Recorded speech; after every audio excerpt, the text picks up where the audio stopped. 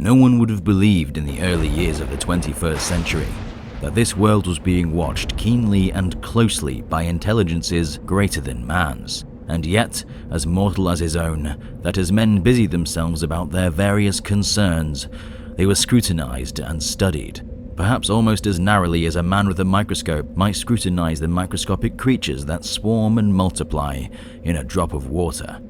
Few men even considered the possibility of life on other planets, and yet, across the gulf of space, minds immeasurably superior to ours regarded this Earth with envious eyes, and slowly and surely drew their plans against us.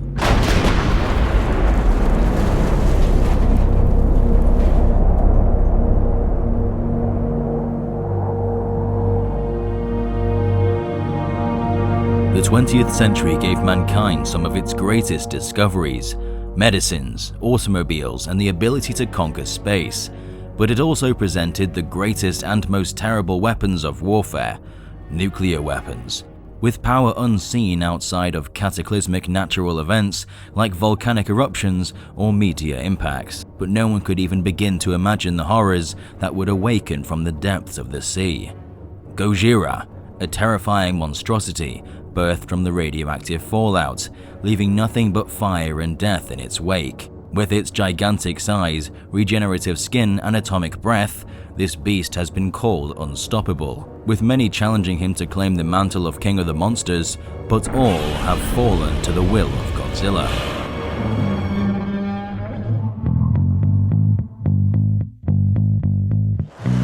But quickly approaching the planet are a race of highly advanced aliens from the planet Mars.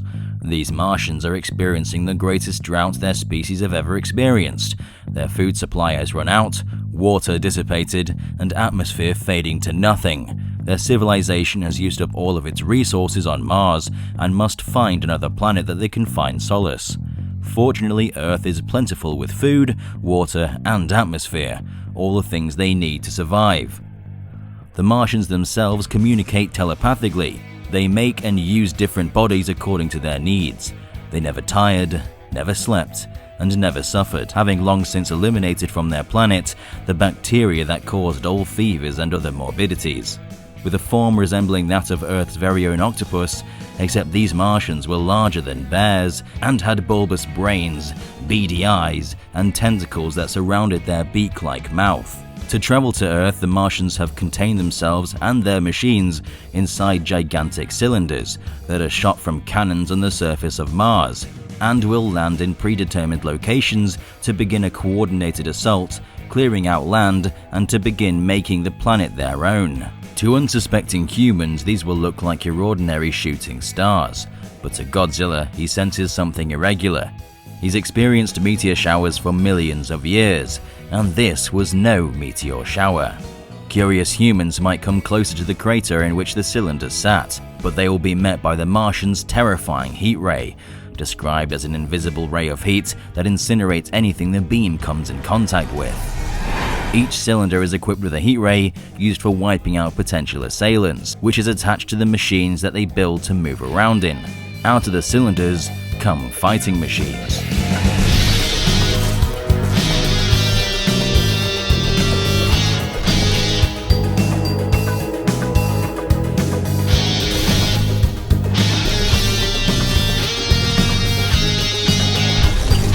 Standing 100 to 150 feet tall, these machines stand on 3 legs, carry a heat ray, are equipped with shields that protect them from bombardment, and black smoke to choke out any hiding humans. And most striking of all, they signal their approach with a deafening howl that exists for no other reason than to strike fear into the enemy.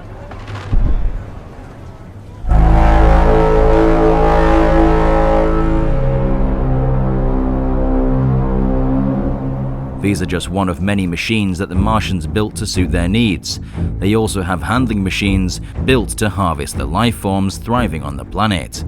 The Martians don't have stomachs like traditional Earth-based animals, and gain sustenance by taking blood off living creatures and injecting it into their own veins. In this case, they gather up the humans and feast on them whilst they're still alive. What's left also serves as fertilizer for the red weed, plant life that once thrived on Mars, which gives it its iconic red appearance. Imagine a world covered in thick red vein-like life, moving, growing, and crawling like an animal. The initial assault will be devastating. Such technology has never been seen by mankind, and counterattacks would be initiated, but to no avail. The Martians take out important landmarks, research centers, places of government power. Humanity would begin to scramble and turn on each other, and the government would lose control. Evacuations would take place, but gathering all the humans up in one spot is exactly what the Martians want.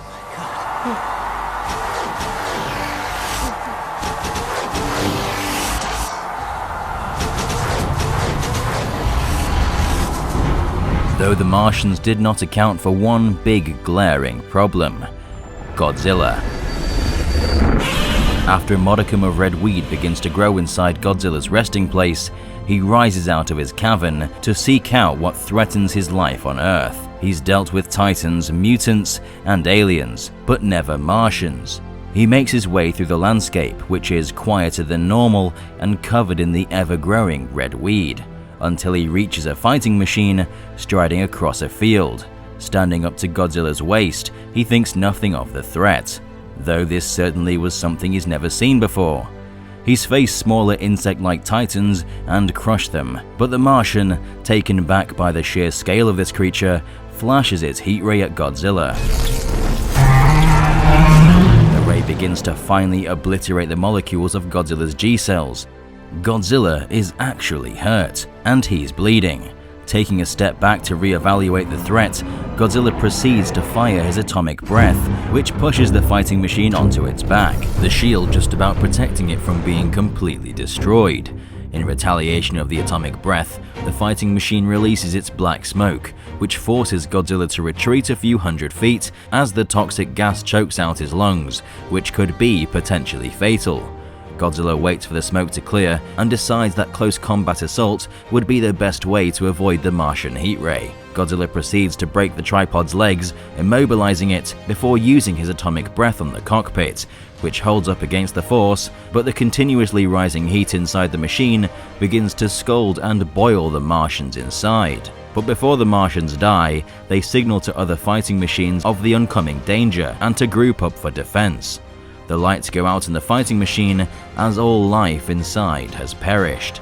Godzilla has won this round, but little does he know of the challenges that face him ahead, with many more Martians on their way.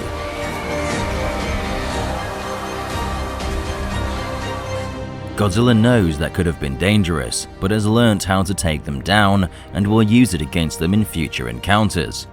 The Martians have been alerted and plan out their next attack. With many of their forces hard at work obliterating other countries around the world, they take resources from the surrounding area and begin to descend upon Godzilla. Godzilla makes his way towards the nearest city to find it completely empty, a bizarre sight indeed. In the distance, a war cry is heard.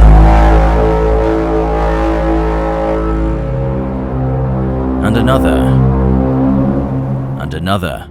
Dozens of fighting machines begin to circle the king of the monsters, and there was a bright glare as each fighting machine strikes using their deadly heat ray. Godzilla screams aloud at the focused beam, which begins to disintegrate his cells. Chunks of flesh begin to fall from him in heaps on the ground. The tripods then release their black smoke in coordination with one another in hopes of trapping him and taking him down. Godzilla must defend himself and fires his atomic breath at the fighting machines ahead, knocking them over before proceeding to charge, grabbing one of the tripods and throwing it in the way of another. The Martians inside would have been mashed to a pulp from being thrashed around. The other tripods continue to fire, but Godzilla responds with a tail whip, knocking them over, unable to get back up. With the smoke cleared, Godzilla blasts his atomic breath, melting the creatures inside the cockpit. Godzilla once again is the last one standing, but not without taking serious injuries, bleeding like he's never seen any Titan make him do. Whilst Godzilla managed to come out on top, he's sustaining increasingly fatal injuries. Hundreds more tripods still stand across the globe, though Godzilla is about to receive a little help from an unsuspecting source. The Martians' several-week invasion has encountered a setback.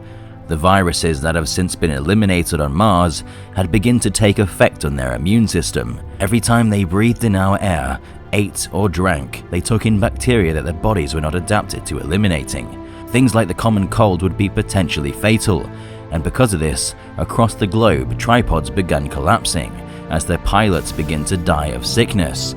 This gives Godzilla a fighting chance as he begins actively seeking out the tripods like white blood cells eliminating a virus. The disorientated Martians attempt to fight back, releasing their poisonous gas and firing their heat rays. And whilst they put up a valiant effort, disintegrating parts of his flesh, Godzilla reacts with the techniques that he's learned throughout the war, taking them down one by one. The Martians that managed to avoid Godzilla's path of destruction found themselves at the mercy of the remnant forces of the military.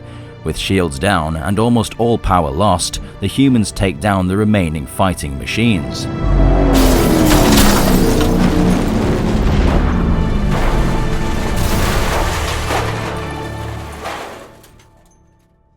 With over 1.5 billion lives lost, it's debatable whether this was truly a victory or whether it was just a taste of things to come, whether Mars was looking down on Earth and planning their next assault.